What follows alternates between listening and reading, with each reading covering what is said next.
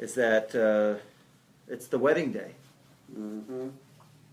What does that mean? The wedding day, right? The Holy One, blessed be He, gets married to the Jewish people on this day. It's our wedding day. What are you talking about, right? And the amazing thing is, on the king's wedding day, you can ask for whatever you want, because the king is so happy that whoever comes and asks, he'll give them whatever he wants, right? The problem is what? What's the problem? How do you ask? Well, that's kind of easy, thank God. That's the quick question is Or what do to you ask for. Ah, yes, that's the other part. What do you So ask? they bring a famous parable about a person who, poor person, breaks his way finally to get into the kingdom.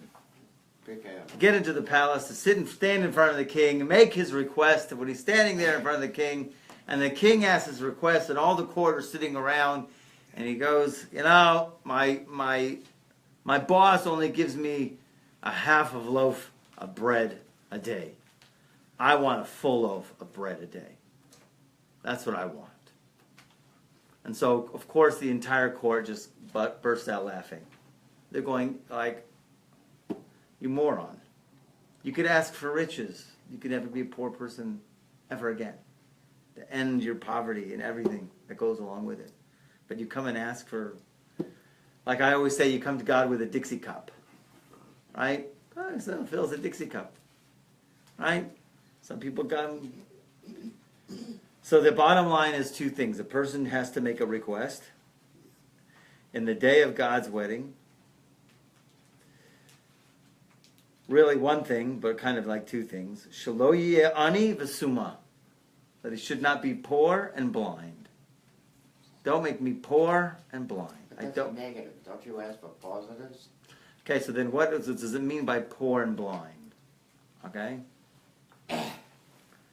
So poverty we already touched on just a little bit, but we have to know what to ask for. Mm-hmm. Okay? The day of the wedding. So we always have to understand that, like I always talked about before, on this day of receiving the Torah, every single year our timeline is not a line, it's a spiral. So that every single time in the same day in that same year is the same energy. And every single year on that same day there is a new receiving of Torah. So, and don't look at past years. We have to look at forward. We have to look at this coming, what is it, Tuesday night, Wednesday? Tuesday night, Wednesday. The custom is to stay up all night learning for those people who have the koach to do so, okay? For as much as a person can. It's a huge thing to stay up all night. And so this coming Tuesday night is a new giving of the Torah. It's a new Kabbalah Torah. There's tremendous potential in this day for us, okay? Tremendous potential. The king's wedding, you can ask for anything you want. Every single year it comes around the same thing. And the basic idea, the idea that he brings down and many of the other holy books bring down. That's why we say actually in our prayers, we say in the tefillah and in the kiddush, we call the name of this day Zman Matan Toraseno. It is the day of the giving of our Torah, which means it is present tense. Okay? So that's not something like a commemoration, something in the past. Rather, each and every year, on this holiday, on this holy day, it is the time of the giving of the Torah now. So here, now, in the language of the Nativa Shalom, Yordim HaHe'arot Shel Kabbalah Torah. So on this same day, right now, come down the illuminations of the receiving of the Torah. Therefore, Afal Pi Shabbat Israel, even though the Jewish people went out from Egypt, and really the day of Matan Torah is really the 7th of Sivan. What do we celebrate? The 6th. The 6th, right? In any case, it's still called the time of the giving of the Torah, because we have it in the 6th of Sivan. We also have the 7th, as chutznikers, okay? Mm-hmm. But the day, but it's really not going on necessarily the day, okay? rather, l'zman bo mitchadeshes b'kol shana natinas haTorah, because then that time is become renewed each and every year, the giving of the Torah according to the generation, the year, and the person, and the individual. Okay? And it's also brought in a verse, Moshe yedaber v'Elokim ya'anenu b'kol. Moshe speaks and God answers b'kol. Moshe yedaber is in a future tense. It didn't say Moshe diber. Moshe yedaber. So they learn out from there, it's a hint that the renewal of the receiving of the Torah each and every year. Okay? So just like on that time, that was thousands of years ago, there is this illumination. So also come down also these revelations that were in the original Kabbalah Torah. So there's a great story, one of my favorite stories, the Baal Shem Tov story. By the way, it is the yortzeit of two great rabbis, the Baal Shem Tov, but more importantly, David HaMelech. David HaMelech. David HaMelech passed away on Shavuot, was born on Shavuot and passed away on Shavuot. That's why we read Megillus Ruth. Mm-hmm. Okay? And the Baal Shem Tov also passed away on Shavuot. Okay? So, the Baal Shem Tov has one of these great stories. There was the Maggid, his main student, the Maggid of Mezrich. Before he accepted himself to be a student of the Baal Shem Tov, he was very sick, and he visited the Baal Shem Tov because he heard he was a miracle worker. He was a healer. So he went to him, he got some remedies, got a little better, and went back home. And then a while later, the Baal Shem Tov came and paid him a visit. Stayed in his town, hung out in his room, right, wherever he was. But he came to pay him a visit, set him to heal him. Actually, he had a certain remedy. He had a diamond ground up into fine powder, put into water, and he gave it to the Maggid to drink, and the Maggid got healing from it. But a strange thing happened, that there was a certain day that they saw the Maggid keep awakening and then passing out. He would be awake, pass out, awake, pass out, several times in the day. And the Maggid, this great rabbi, had his own students, right? And they're going like, can you tell us please what happened? What's going on? Well, why this day this is going on with you? You seem to have been gotten better and stronger, and all of a sudden, so he says, I'll tell you what happened last night. Because they asked him that day. He says, I'll tell you what happened last night. The Baal Shem Tov is in town, and he called me to go come to him. And I went to go come to him. It was the middle of the night. And I went to his place where he was staying, and he had it on his table, and he was there with the holy book in front of him. Actually, it was an Eitz Chaim. It was a book on Kabbalah, the classic work from Rabbi Yitzchak Luria. And he says, I heard you might read those to learn how to read some Eitz Chaim. Have you ever read any Eitz Chaim? Of course, the Maggid, he's a master of all texts. He says, sure. He says, do me a favor here, read me this portion right here. So he hands him here this portion. He says, just read this for me and explain it. So the Maggid looks at it and he goes like, okay. He says, actually, this is what it says and this is what it says. And then he says, are you sure that's what it says? Is that really, you think? He says, this text is too amazing to say it sitting down. I want you to, since you're still recovering, I want you to go lie down on that bed there. And the Baal Shem Tov, then he stands up, right? And he starts saying it. And the Maggid says, I was lying on that bed, terrified. I couldn't even see the Baal Shem Tov. There was thunder and lightning all around for 2 hours. Okay? I was completely terrified. I had to close my eyes. It was like the giving of the Torah again. Because the Baal Shem Tov was reading it, and there was all these angels flying around the room, and it was the same exact concept of what happened in Mount Sinai with the thunder, and the kolot, the vrakim, and everything that was happening. That was every time the Baal Shem Tov would learn Torah.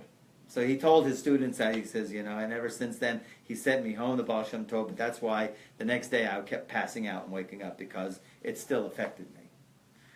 That when he learned, it was like it was like the day the Torah was given. It's like, I stood at Mount Sinai on that day. Okay? He brought me to the place of Sinai. Okay? We all have the potential on that day to do there. It's actually a renewal of ourselves completely. We become what we call the mincha chadasha, the new offering, we have the potential to become a completely transformed individual. Now the question is, okay, Rabbi, I'd like to be transformed, but transformed into what? Okay? A happier individual? More trusting individual? And everybody has a vision of what that is. So, there was this great Torah that I saw here. I don't have it in English because the Nativa Shalom doesn't give it in English. Sorry, couldn't find a translation. Would you like a Hebrew?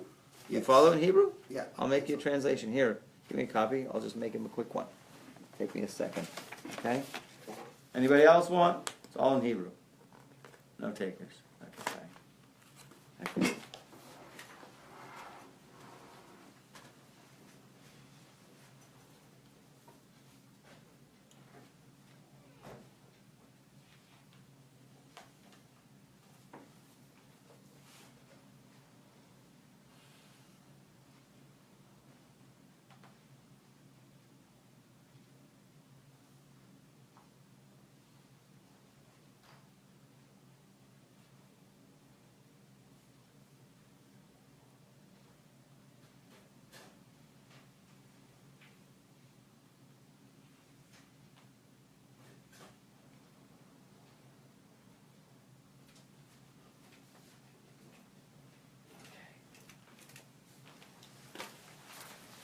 Okay.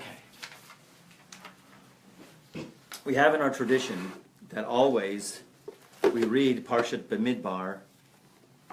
We start the fourth book of the 5 books of Moses, called Numbers, right? Called in Hebrew Bamidbar. We start Bamidbar always before Shavuot. Bamidbar always has to be before Shavuot, and there are several reasons given. Okay? One of the reasons given is by the fact that we count. We have a count of the people. Is it hot in here or is it me? It's always me? Okay? Maybe. I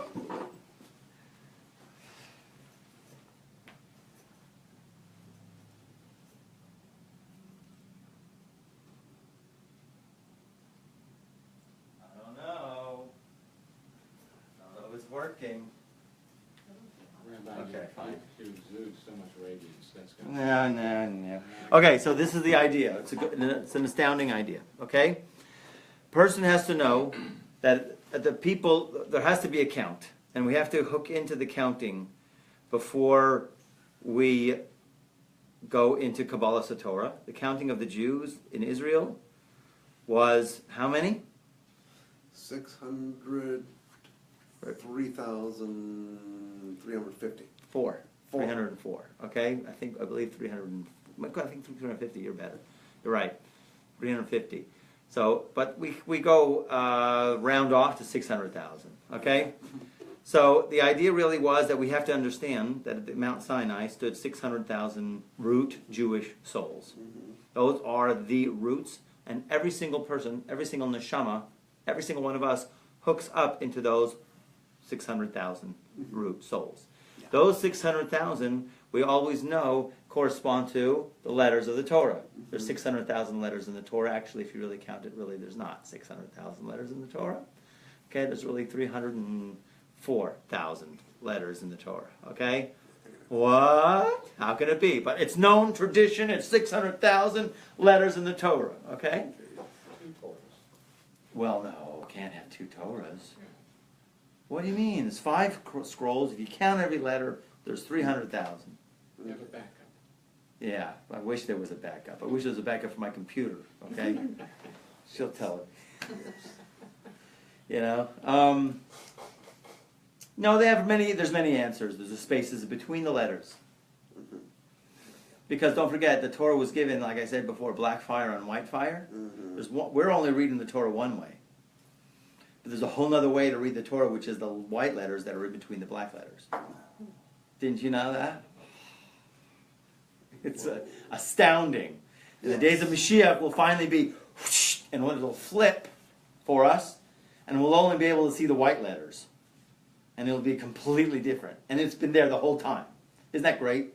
I'm Yes. sure, like, everybody has been like, everybody, and we're all faced always with always the challenge of where are my keys? Where are my car keys? I've looked in that drawer 10 times, and then the 11th time I finally find them there. Right? Mm-hmm. Whatever it is, we're looking for the solutions to our problems, and all of a sudden they were there in front of our eyes the whole time. Right? Hagar, the concubine of Abraham, is bent on death. She leaves her son on one hill and she's on the other, and then Hashem just opens her eyes and the water's been there the whole time. That's the language of the verse. Solutions are there. We just don't see them. The black fire, we see, we read the black letters. We're in black letter zone now. There's a white letter zone. A whole other perspective, okay?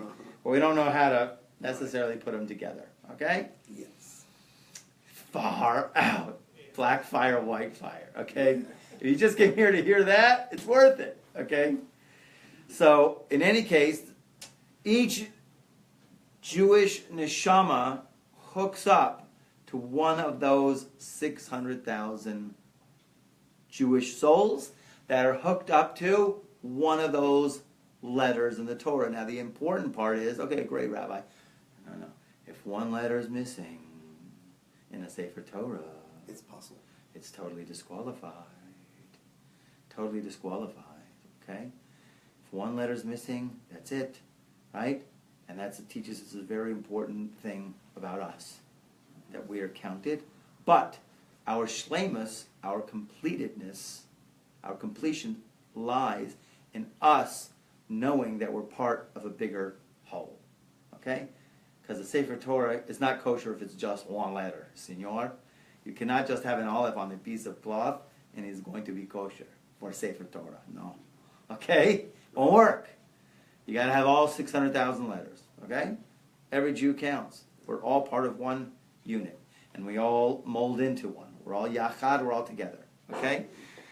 The second idea, which was more astounding that I heard of, that I learned of today, which was actually this week and this weekend, was the idea of the encampments. It was also in the Parsha B'Midbar. And the big idea of the encampments was what? The flags. The flags. Okay. What's with those flags? Did you ever hear about that? The flags? Yeah. Well, you know every tribe had a flag, Yes. right? And each flag had a certain symbol on it for each tribe, like what they were good at, what they did, or what they symbolized. Yes. So where does those flags come from? And you probably know the Midrash.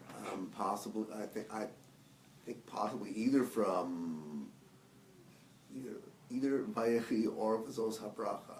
But We're going to see it right here. Okay. There's a Midrash, Okay. okay? Yeah. Okay.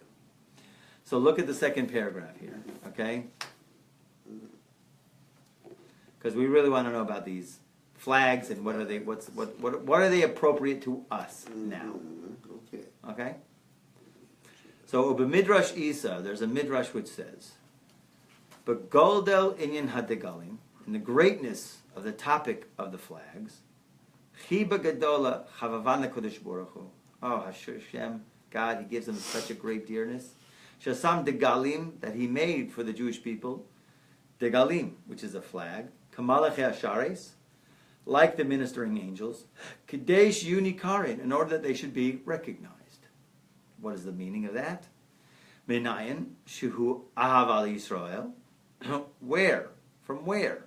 That we have such love, that God has such love for the Jewish people. So Shlomo HaMelech brings a verse from Shir Shirim. Heviani el Beit Hayayin. Bring me to the house. The house of wine. V'diglu alai ahava. What does that mean, diglu alai ahava? I wouldn't know how to translate that. Okay? Diglu alai, make like flag upon me love. If I would say it like that, which we wouldn't talk in such terms. But it's almost, the word is used in a verb. Diglu alai ahava. Flag upon me love. So here we go.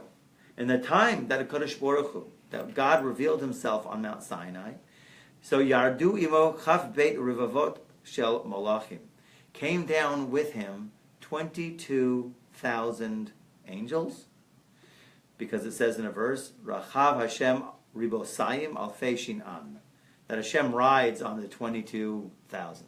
Okay? So there were 22,000 angels that came down. 22 is a very significant number. Why 22 is a significant Number of letters in the alphabet. Yes. Okay. Vayukulam asuim degalim. And all of them were made up of flags. Unless you want to translate that differently. I had trouble translating that. Asuim degalim. They're made from flags. Or I don't know what it is. Maybe They're- like armies or Or something. there's flags made for each one of them. Okay. Okay? So the Jewish people saw the angels with flags. I think when you have those two words together, it's an emphasis. In other words, if you just had degel, but you degel the galim, to me, just emphasizes and becomes myriad. Yeah, because you get a C. Dagel, Mirvava, each one really ends up having a flag. Each one of these angels, these 22,000 angels, had a flag of their own. Okay? Kaven Charuos on Yisrael. Once the Jewish people saw these 22,000 camps and all these flags, right? Shehem asum degalim, so many flags. Hitchilu mit avim ledegalim. They all of a sudden became awakened to a desire for flags. I thought this might have been the first spiritual taiva. I don't think so, because they had a taiva before. They're like Nasev and Ishma. They were into God, right? So they said Nasev and Ishma. But this definitely was here. They were in an unbelievable moment. They saw 22,000 angels, and each one had a flag, and they were like, I gotta have a flag. Okay? This is what they said. Amru, halavai kach anu nazim degalim kamosan. If it could only be if I could have a flag like them. I really would like a flag like them. So what does the Kodesh Baruch Hu do? Right? He says, no, they're toys. We need a toy. Right? I don't buy toys. Amalem HaKodesh Baruch Hu, HaKodesh Baruch Hu says to them, Ma shenis avim la'asos degalim. What that you desire. You have a taiva. You have a lust to make a flags. Chayechem, by your lives. Shanim amalei mishalotechem. I will fulfill your wishes. Okay? So instantly, HaKadosh Baruch Hu revealed them to Yisrael, and he said to Moshe, Lech asa osam degalim, go make them flags like they desire. So here's the Jewish people seeing the flags, desiring the flags. They go, halavai, I get a flag. I want a flag. It's not like an iPhone. Maybe it is an iPhone. Okay. In any case, God says, let's do this. We'll fix flags for every one of them. So what's the deal with the flags? You have to. So there's another midrash. It continues. Amar Kodesh Baruch Hu Moshe Aseh Osam Degalim Lishmi. Make for them flags for my name. Lama. Shein Benai. They are my sons. Shein Beni. Maybe it's Beni. They are my son. Shneimar Banim Atem Lashem Elokechem. You are my children. V'heim Tzivosai. They are also my hosts, like my army. V'chein hu omer v'hoseisi es tzivosai es ami b'nei Yisrael me'eretz Mitzrayim. Therefore, I brought out, it says, v'hoseisi es tzivosai, I brought out my hosts, my people, my son, the children of Israel from the land of Egypt. And since that they are my army, eseo sam degalim, let's make them flags for my name. So now we have to understand a number of questions based on this midrash. Have you ever heard this midrash before? No. No. Okay.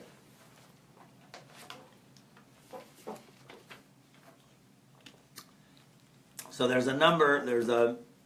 so he asks a few questions, as usually what they do. They'll string out. Okay? So yesh lahavin, there is to understand. It seems like a flag is a very physical thing. What is it shaykh in the world of angels, a flag? What does it mean for the angels to have a flag? Why would the angels have flags? Right? Another question, Od Sarich Biur. Madu Nisavu Yisrael. Why would Israel even desire such a thing? That they should also have flags. Right? What is the advantage of such a thing, of such flags? And what is this topic that that Shlomo says? And you will v'diglu alai ahava, which means you will. How did I translate it? You will flag upon me love. But ma morim hadegalim Al Ahavat HaKadosh Baruch Hu Yisrael. And what does it stand or does it teach, these flags, about the love of God to the Jewish people? V'chein Madamar, Mada Omrin, Aseh Osam Degalim Lishmi, make for them flags for my name, because they are my children, they are my army. What is the shaykhus for these flags to being my son, my army, right? And in Har Sinai, V'chein Ma Shebahar Sinai Nigla HaKadosh Baruch Hu Im Malachim. Shayu Osim Degalim. Why would Hashem reveal or have such a revelation appear to the Jewish people in the form of these angels and these flags? Okay? And what does the flags have to do specifically, which is the question that we'll answer, with Kabbalah Torah? Okay? Because we have to learn about the flags before Kabbalah Torah. Okay? So the question is, what is a flag? What is a flag to you? Let me just ask you. Come on. Guys, a symbol. A symbol of what? What you are. Of what you are. Okay? When a person has a flag here, let's say, when your association with flags, what does it do? It shows you belong, or it's an announcement as to your achievements or your essence, or there's something about it. Okay, achievements. It's not the Eagle Merit Badge, I don't think, which I never got. Okay. No, but yes. Representation. Represent what? Representation, that you represent something. Okay. So you're saying it's an idea, right? A representation of a collective. It's a representation of a collective. It does collect people. Like if in the middle of a battle you need the flag, you need to know where to go. Yes. Who to collect. It does join. It is a joining, a connecting factor, right? Right. All of those are. So here he answers, very much similar to the words that you've been saying, but let's see it in his language. Okay. V'yesh lamar, there is to say that just like a kingdom on earth,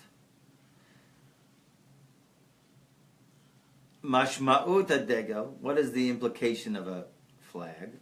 Is to join the people for itself.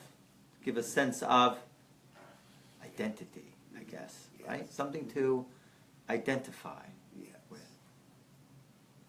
U'lechein yesh lekol am degel mishalo. That's why each and every nation has their own flag, right? You ever saw a country without a flag? Is there such a thing? No? No. Okay. Interesting. You know of a country without a flag? Zimbabwe. No. Just like that. Okay? Just besides a general flag, there's also each and every, let's say, one of the soldiers that I know I'm familiar with in Israel. And you'll have different divisions of the army, and then each division has their own flag, which has their own symbol. Mm-hmm. Which really is one that connotes really what is their specific tafkid. Mm-hmm, yeah. Tafkid means Mission. Yeah. Right? What they are, what they do. Mm-hmm. Yes. Okay? Because each one has a very unique and specific mission. That's right. By themselves. Which basically, for that group or that division in the army, will unite them from all of the rest of the whole army. Yes. So this degel is a sign on their mission, which is special for that also individual soldier as well. Okay? Also, each and every individual, yeshlo ot miuchad, each and every person has also a specific ot, a sign, which is special, which teaches that he is fitting for that or associated with that group of soldiers. The same way by the angels. There is in them many levels of angels. We have, you'll have malachim, it's a general angel. You'll have an angel called seraphim. Mm-hmm. Those come from like way up there. You'll have chayot, which comes from a little lower, come from the world of Yetzirah. Ofnei HaKodesh, or this world, Ofnei HaKodesh, called an ofen. Ofen is like a wheel, because they're like constantly going up and down. They're schleppers, okay? Mm-hmm. It's a schlepper angel, okay? Yeah. Anyways, just like you'll have different hierarchies of angels, which have different missions, right? And each one from them, yesh tafkidim yuchadim bli gavul. They have a mission, a special tafkid, a special responsibility without bounds. And this is the aspect of the flags by the angels. Just like what the language of the Midrash says, Michael v'diglo. V'diglo amo. Here comes Michael. It brings down from a Midrash in Shir Shirim. There's Michael and his, and Udigalo imo, and his flag with him. Gabriel, Udigalo imo, and his flag is with him, and all the rest of the angels, and they had their corresponding flags. All right, each one had a very special way in terms of their serving God, in a way that they are serving Hashem Yisborach in their own unique way. And this is what the Jewish people desired. She'asu asem osam degalim, and that they should make for them also flags. Dekishara'u Yisrael as hamon malachim. So when the Jewish people saw all of these multitude of angels without number, having all these flags, each one from them had the specific mission in mind. So the Jewish people also wished for such a flag. So we're getting an idea of what this flag is about. Sha'av heim yiyu kach shelakol Yehudi yeh tafkid miyuchad hashayich alav. That it should be also that each Jew should know what his purpose is. Utehei lehem habehirot ladat, and that they should be clear to the mind. What is their goal and what is their destiny, just like angels. You see, angels know exactly what their purpose is for. I don't know. I mean, sometimes you can know, but I'd say more times we're clueless than we know. Yeah. Wouldn't it be nice to know? Yes. I see inside of me, the potential for this night of Shavuot is to become so clear what your tafkid is. That is the potential. God, don't make me poor blind, okay? Don't make me poor and blind, okay? Which means I should be so clear and what my goal is here. The Arizal constantly brings down, there's nobody ever created in the past and nobody ever created in the future, and certainly no one in the world that can express the portion in Torah that you have within you. Everybody has a portion of Torah, a unique destiny, a unique expression that no one else could possibly bring out, ever. Now the problem is, we don't believe it, usually, right? You can hear it, but do you really, really, really believe it? So a flag is something which would actually concretize and make clear in the mind what your mission down here is. I know somebody who put in their screensaver on their iPhone or something. For what purpose am I here? Okay? And you always have to ask yourself, why, for what purpose? My Creator made me, He made me for a purpose. For what purpose am I here? You have to constantly ask yourself that question, and you have to know the answer. And the degel is that point of clarity. Okay? Because the angels are clear. Ki haguru biyoter, the worst thing ever.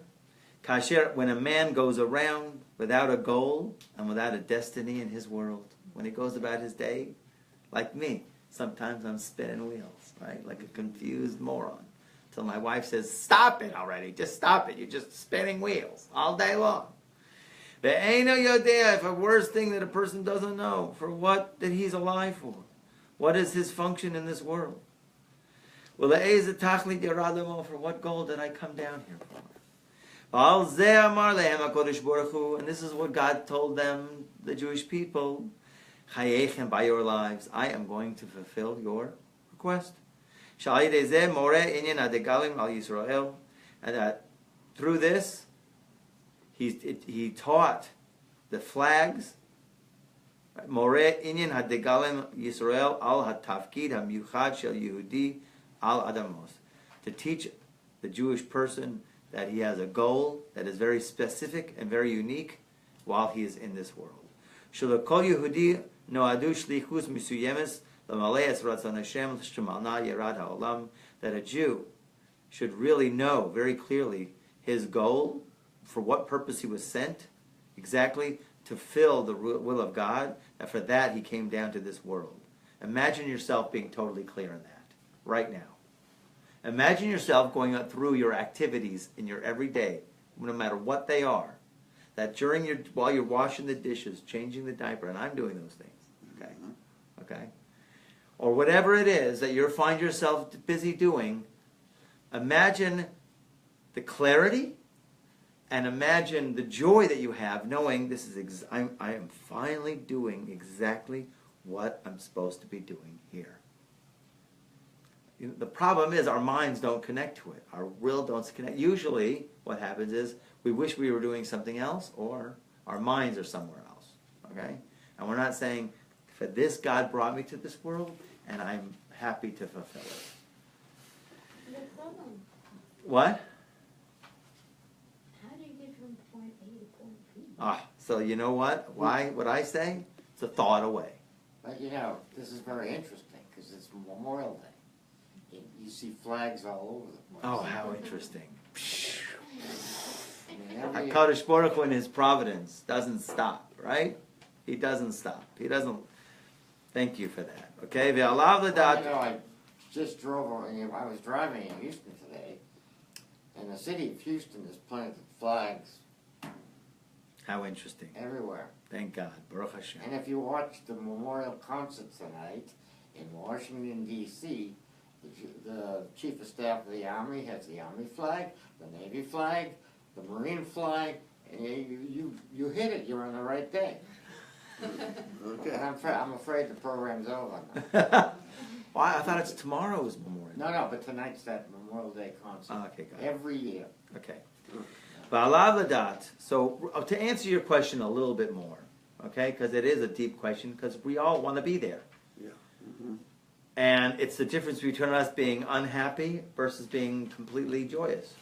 Right. Because if you knew, and really I think the factor that puts those together is definitely emunah.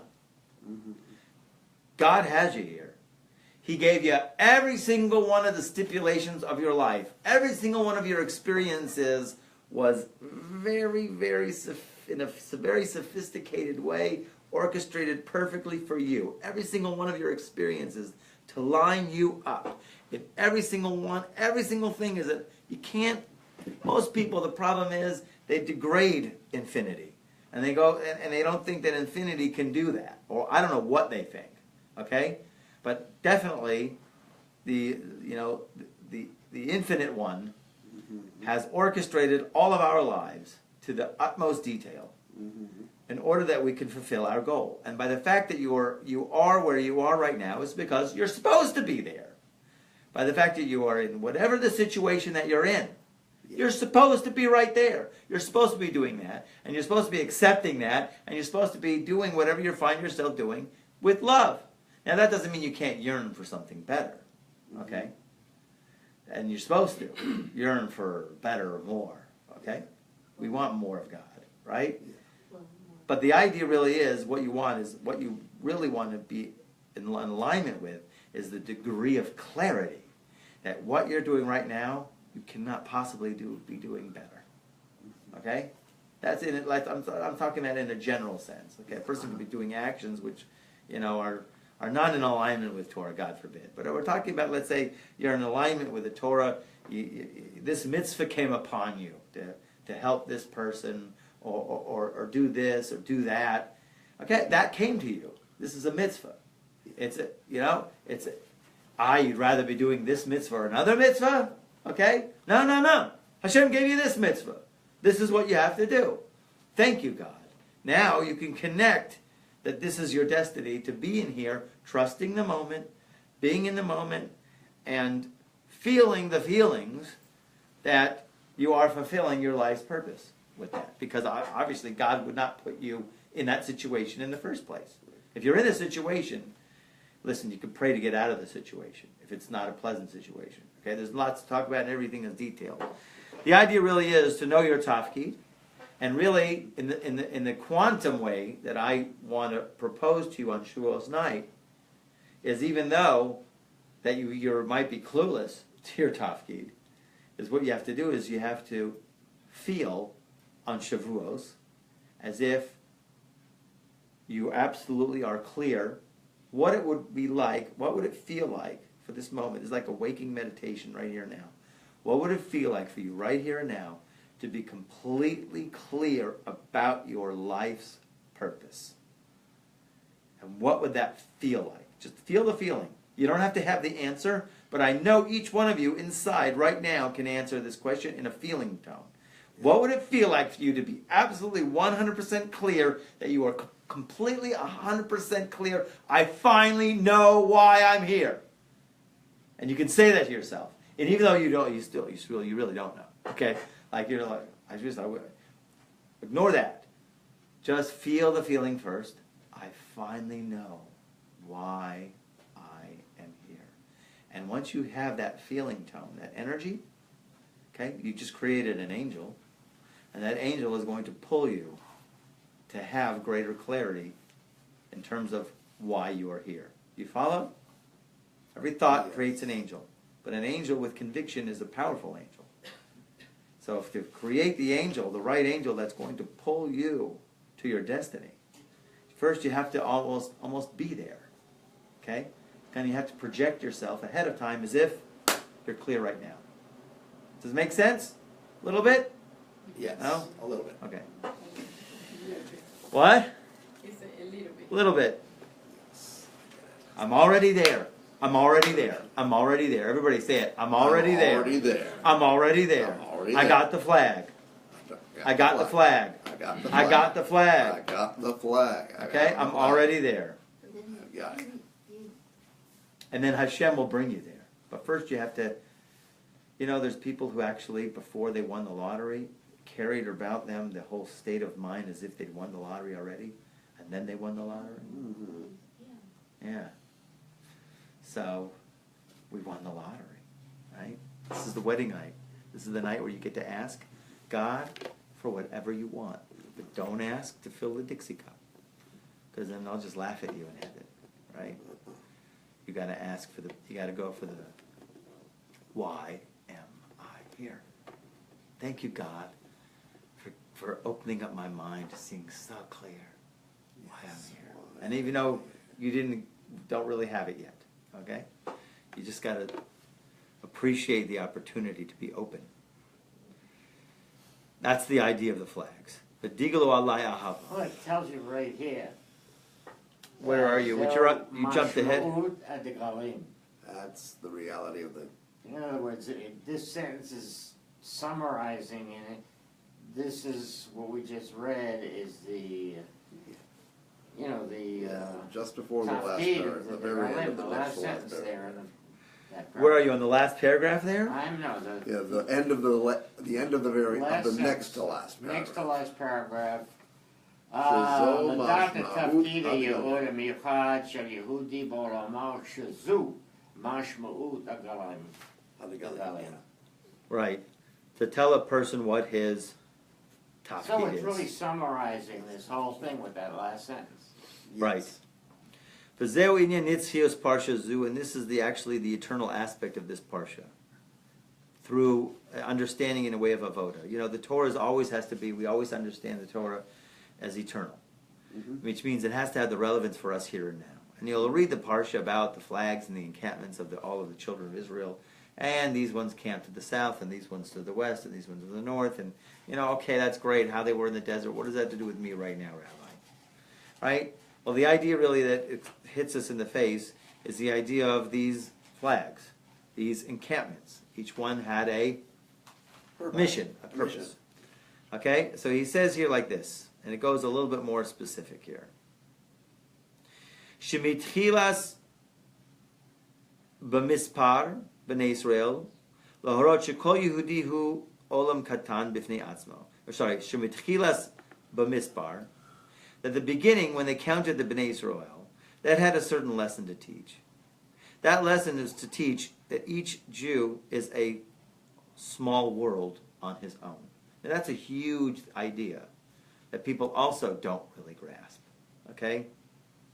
They don't think that really what they do has any value. But in the world of Kabbalah, we always understand there's olam katan. There's a micro and the macro. And there's not much difference. Okay? What goes on in your little world has tremendously powerful effects in the entire world. Don't think not. Must people think that they can sit in their little corner and do what they want? It is not so at all. We have no idea what reality is. Okay? The Torah, we wish we would really, really grasp what really the Torah is. Let me tell you the biggest parable that smacked me in the face not too long ago. Imagine you're going to introduce a Maserati to a caveman. Okay? Take a caveman, and you could give him a Maserati. You know what a Maserati is? Lamborghini, fancy car. One of those. He's clueless. Clueless. What is he going to do with it? It's a Maybe cave. use it for a bonfire, a cave. I don't know. Until you start to train him. No. This is you got to train him on what the heck this is. He's clueless. You're talking about infinity. You're talking about a code of infinity, and we are finite beings. We're far away from understanding the real dynamics of what the Torah is. But we're trying to grasp. Okay? Thank God the Torah is user-friendly. Okay? Because if you put the caveman behind a wheel, Maybe it's... just tell him put the gas on. I don't know what's going to happen. Okay? Maybe that dummy series. Maybe they'll have Torah for dummies. You know that series? The books. The books. They already have that, I think. Laptop for dummies. Judaism. this for I think they that, have Judaism for dummies. Digital photography for dummies. No, maybe have this for dummies. Torah for dummies. So the idea really of the count that we had in the beginning of the parsha was to teach you that each person is a small world. We have an effect, a huge effect, profound ramifications. Okay? When he counted them, the language of the counting was to their families, to the houses of their fathers, in number, names. But mispar, shemot. In the number, names. What do you mean number, names? This hints to each and every Jew has a name and a number. Bifnei atzmam, by themselves. The tafkid v'yeud miuchedim, and they have a very special tafkid and a very special destiny. Shalishmam yarad le'olam, that for that sake he came to this world. Ukdisi b'sifrei HaKadosh, like what the Sifrei Kadoshim, like what the holy books say concerning this, the verse in Tehillim. Ma'oneh mispar le'kochavim l'kulam shimos yikra. He counts according to number of the stars, and to all of them he gives a name. Actually, yes, that's right. There's a name to each and every star. God gives a name to each and every star. Actually, there's a great caption in the R.E.A. Kaplan book of Sefer Yetzirah, which spoke about if you take 22 letters, right, and the combination of 22 and the different combinations you can connect that with 22 other letters, it ends up being, almost an infinitesimal huge number, and that's the name, and therefore you have how God calls all of the stars names. Okay? So in any case, each star has a name and a number. Okay? But that's really, okay, Shalakol Kochav, that each and every star has a name, a special name, according to Al Derech Mamar Katuv, according to what it said in the verse. I'm saying the Rashi table is there in case you don't follow. As it says in the verse in Exodus, and I will make you know in name. And from here, and from here, actually, we do come to know something interesting, a little side point. Each and every star has its destiny and its mission, very special mission. בזה בשם הקדמונים, שפסק בו להוציא מדברי המעדנים, הטוענים, שם יש כוכבים שיש להם מטרה ותועלת, אך ישנם כוכבים, right, שללא שום תפקיד. So this is to negate actually some of the early, this is a side point here, it negates from some of those scientists who want to say there are certain stars and planets which we could see a purpose in, and there are some which they don't see a purpose in. But that's not true. We know that each one serves a specific purpose. The same thing really by the Jewish people. Each and every Jew has his chelik in Torah. Each and every Jew has a specific purpose. I'm just going to add this one thing, okay? There's in terms of, let's say, distinguishing or getting into your yehud, your destiny, right? There's a general destiny that you have to know. For what reason am I here? You can put it on your screensaver. What was I created for? So the general idea that every single Jew was created for was what? One word, dveikut, to be attached to God. You're sent into this dark world to work, persevere, make efforts according to your abilities to attach yourself to God. There's the whole Torah is about what does that mean to attach yourself to God. But the word is in Hebrew, devekut. Okay? Ledavek bo. You have to attach yourself to God. There's the specific yehud, which is your special expression that you have to find and you have to connect to. Your specific expression actually is brought down from Reish Pei Beit and Rabbi Nachman of Breslov. Rabbi Nachman of Breslov in Torah Reish Pei Beit, which is one of the pillars of the Breslov Torah, which is that a person has to basically find his good traits within himself. And it might be very hard to do. You have to find your good traits, and you have to be clear about them. And even though that maybe some of those traits could have some elements of external motivations, you have to find the place where you are pure. There's a pure, good point about you, and then you have to find another one. Then you have to find another one. And you have to string up all these together, and then that becomes your very unique nigun, your soul frequency, okay? Which is when you know your good points, then you are going to be in alignment with your yehud. You are going to be playing your very unique song. That each person, each soul, is a unique song, okay? But here's the real idea that most shocked me about these flags. Okay, there was a story. I heard this from Rabbi Moshe Weinberger. He read this little article that there was a conversation between a Satmar Chassid and a Lubavitch Chassid. Okay. And it was recorded, this little dialogue that the Lubavitch Chassid, right? And he was very, they were good friends. They had his dialogue, and he was very upset. He says, my whole life, I see there's no value in anything that I do. There's no value. There's nothing. What did I do today? So the Satmar looked at him. He says, come on, man. There has to be something that you've done today which had to have some kind of value. Come on, what did you do? He says, I put tefillin on 10 people. That's what the Lubavitchers do, right? They find people in the bus stop and they put tefillin on them. That's right. People who you normally wouldn't put tefillin on. So he says, what about yourself? Did you count yourself in that too? So the Lubavitcher says, no. Well, what was that? So there he got him. Why? He says, you put tefillin on yourself and you don't put value on that? There's no value? You don't think that what you do has value. This is what the flags represent. Okay? The flags represent, as one point, is like in an army, when you're in the battle, and if you see the flag, you have to remember where you came from. Okay? We come from the throne of glory. Okay? But really, in a deeper sense, it's our self-value. And this is what people don't really have. This is what they saw the angels, and this is what the people really desired. They didn't see, they weren't able to feel, to know that in God's eyes that they were worthy.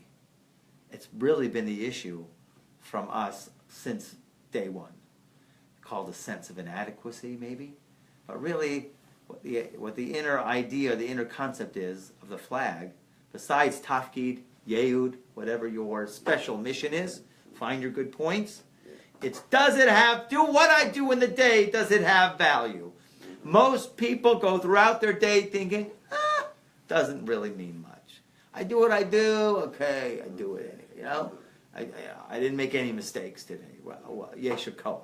But does it have value in God's eyes? Do you think it has value in God's eyes? That is the function of the flags, okay?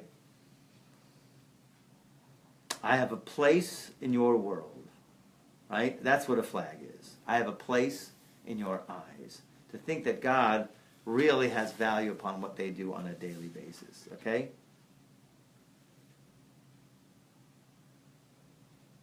You know, there was one thing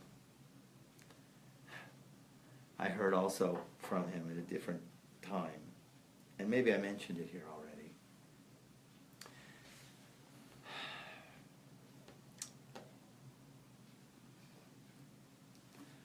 If you'd ask us, the students, or anybody really, what would be the most significant thing that they could ever hear from their teacher?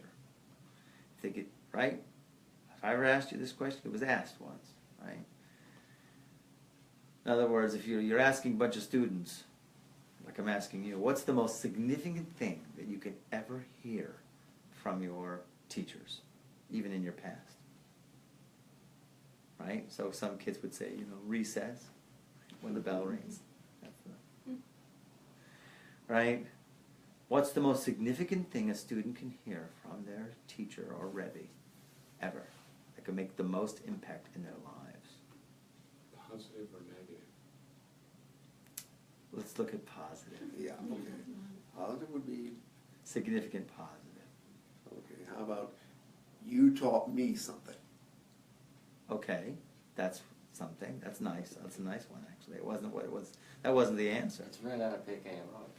Actually, it's Or your you name. noticed- Oh, your name. Ah, okay. That if they would call him, not, hey, you, read. Right? Ah, Or, my Rebbe, my Rosh Yeshiva, Zuchusa Yigin Aleinu. He was very great with that, Yes, he's called me once Yaakov, he said to me.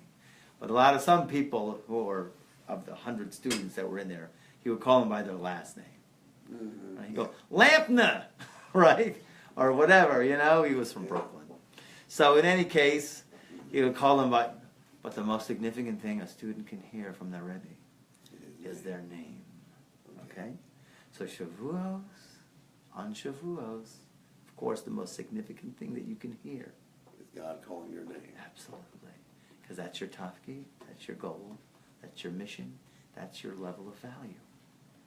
We should all come on Shavuos to reap anew ourselves, receive the Torah in a completely different way, accept the Torah now, think about it, in a completely higher way than we've ever done in our lives before. In other words, our relationship to the Torah should be something so big and so great, and our commitment to it should be so great, and our commitment to God should be so great and beyond anything that we could possibly imagine, and that knowing this would transform us to an unbelievable individual, to be the light unto the nations that we should be. Amen. All right.